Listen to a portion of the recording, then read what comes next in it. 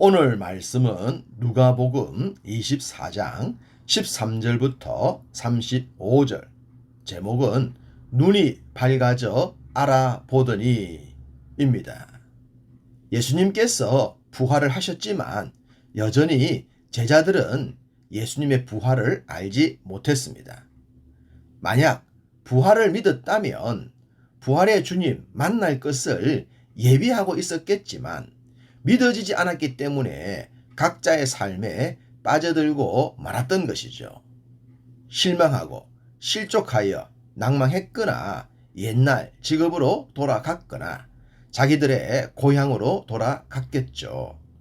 오늘 본문에 자신들의 고향인지는 모르겠지만 예루살렘을 떠나 엠마오로 가고 있는 두 제자에 대한 말씀이 기록되어 있습니다. 주님 부활에 대한 첫 소식은 안식 후 첫날 새벽에 주님의 무덤을 찾은 여인들이라고 했습니다.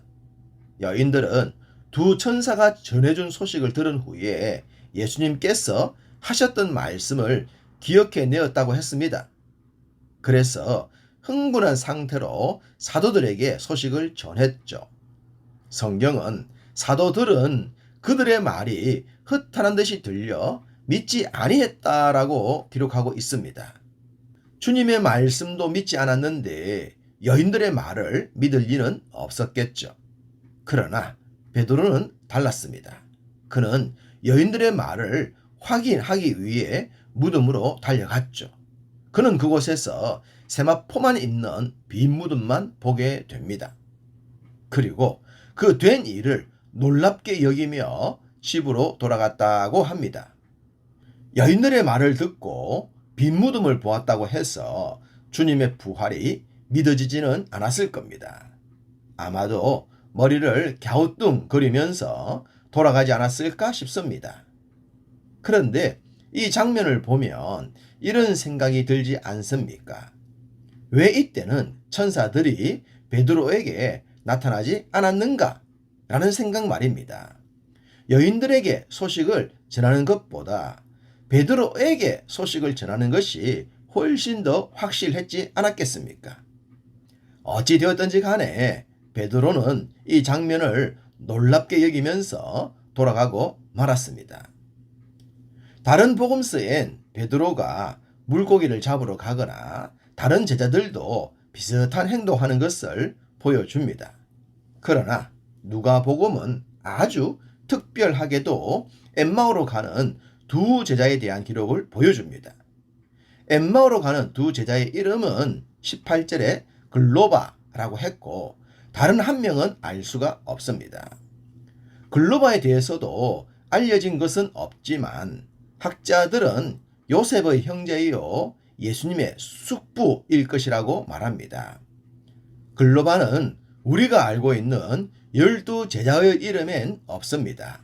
그러니 다른 제자겠죠.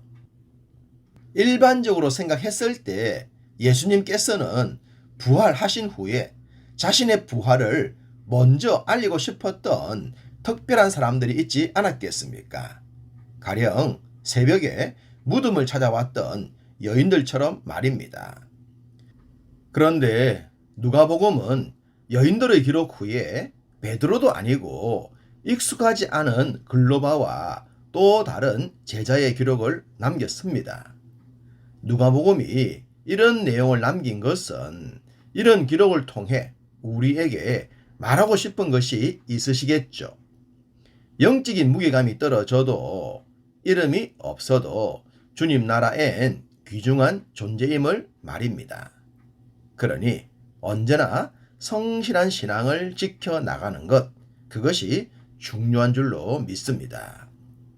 앞서 여인들은 천사들의 메시지를 통했어야 예수님께서 하셨던 말씀을 기억해내었다고 했죠.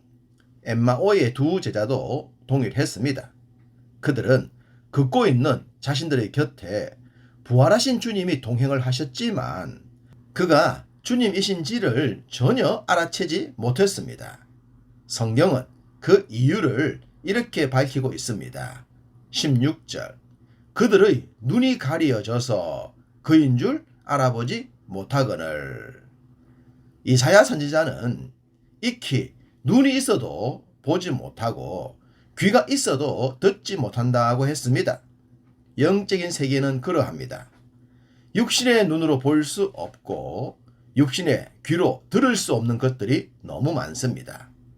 그래서 주님은 볼 수 있는 자와 들을 수 있는 자가 복되다고 하신 것이죠. 두 제자는 걸으면서 주님에 대한 이야기를 했습니다. 그런 그들에게 주님은 너희가 길 가면서 서로 주고받고 하는 이야기가 무엇이냐라고 물었습니다. 그러자 두 제자는 의아해 했습니다. 지금 예루살렘에서 일어난 일을 어떻게 모를 수 있냐? 예루살렘 전체를 떠들썩하게 한 이슈인데 라고 했습니다. 그러면서 나사렛 예수의 일인데 그는 하나님과 모든 백성 앞에서 말과 일에 능하신 선지자라고 했습니다. 그들의 이 말 속엔 예수님께서 선지자일 뿐 메시아라는 확신은 보이지 않는다는 것입니다. 어쩌면 이것이 당시 여인들과 제자들의 영적인 한계였을 수 있습니다.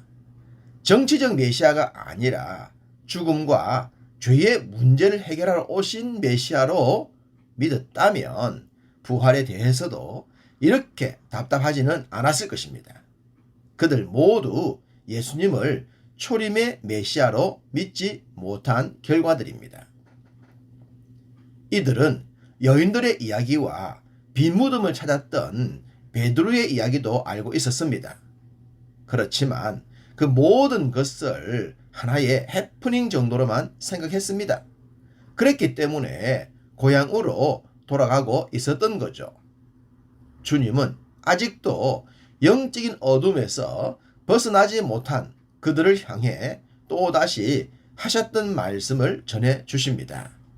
27절 이에 모세와 모든 선지자의 글로 시작하여 모든 성경에 쓴 바 자기에 관한 것을 자세히 설명하시니라. 자기에 관한 것, 그것이 뭐겠습니까? 십자가의 죽음과 부활이죠. 창세기에 기록된 여인의 후손, 선지자가 전했던 여인의 후손, 구약에 많은 말씀이 전하고 있는 초림의 메시아에 대해서 또다시 가르쳐 주신 것입니다. 이들은 자신들과 동행하는 분의 말이 예사롭지 않다는 것을 느낍니다. 그래서 가시려는 주님을 강권하여 자신들의 집으로 모셔드리죠. 그리고 떡을 떼며 교제를 나눴는데 그때 주님께서 그들의 영적인 어둠을 거둬주십니다. 30절과 31절 그들과 함께 음식 잡수실 때에 떡을 가지사 축사하시고 떼어 그들에게 주시니 그들의 눈이 밝아져 그인 줄 알아보더니 예수는 그들에게 보이지 아니하시는지라. 드디어 영적인 어둠이 물러갔습니다. 그 순간 주님은 보이지 않으셨죠. 그렇지만 더 이상 문제될 것이 없었습니다. 영적인 눈이 열렸기 때문입니다. 이것이 중요합니다. 주님이 곁에 계셔도 알아보지 못하는 눈이 아니라 보이지 않아도 계심을 믿는 것, 그것이 진짜 믿음이기 때문입니다. 그들은 그때 서야 길에서 주님이 하셨던 말씀을 기억해 내었습니다. 그때 자신들의 마음이 뜨거웠던 것을 말입니다. 영적인 갈급함이 채워지고 있었던 것이죠. 그들은 급히 엠마오를 떠나 예루살렘으로 갔고 그곳에선 이미 부활의 주님을 만난 11 제자들이 기다리고 있었습니다. 그들은 그곳에서 새로운 영적인 충만으로 새로운 시대를 열기 위해 마음을 모았겠죠. 우리도 이런 은혜를 입었으니 그 은혜에 합당하게 매일의 삶에서 주님 나라를 위해서 성실한 그리스도인으로 살아가기를 간절히 소망합니다.